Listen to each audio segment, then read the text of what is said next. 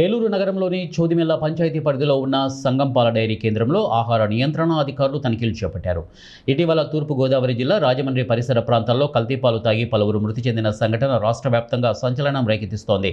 ఈ నేపథ్యంలో ఏలూరు ఆహార నియంత్రణ తనిఖీ అధికారి కోన వెంకటరత్నం ఆధ్వర్యంలో సిబ్బంది ఈ డైరీ ఫామ్లో వివిధ గ్రామీణ ప్రాంతాల నుంచి రైతుల నుండి సేకరించినటువంటి పాలను క్షుణ్ణంగా తనిఖీ చేశారు.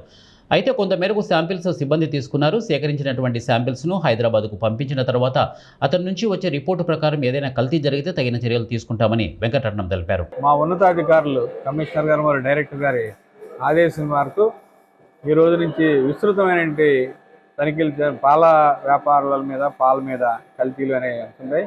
మేము విస్తృతమైన దాడులు నిర్వహిస్తున్నాం. ఈరోజు ఈ సంగం డైరీ జానంపేటలో ఉన్న సంగం డైరీలో సుమారు 10 మండలాల నుంచి ఇక్కడ పాలు వస్తున్నాయి. అందుకని ఇక్కడ వచ్చే పాలని సేకరించి స్పాట్ టెస్టులు కూడా నిర్వహిస్తున్నాం. వాటిలో ఏదన్నా తేడాలు కనిపిస్తే వాటిని నిర్ధారణ కోసం వాటి శాంపిల్స్ కూడా లిఫ్ట్ చేస్తున్నాం. వాటిని స్టేట్ ఫుడ్ ల్యాబొరేటరీ హైదరాబాద్ వరకు పంపించి వాటిలో వైలేషన్ ఏమైనా ఉన్నట్లయితే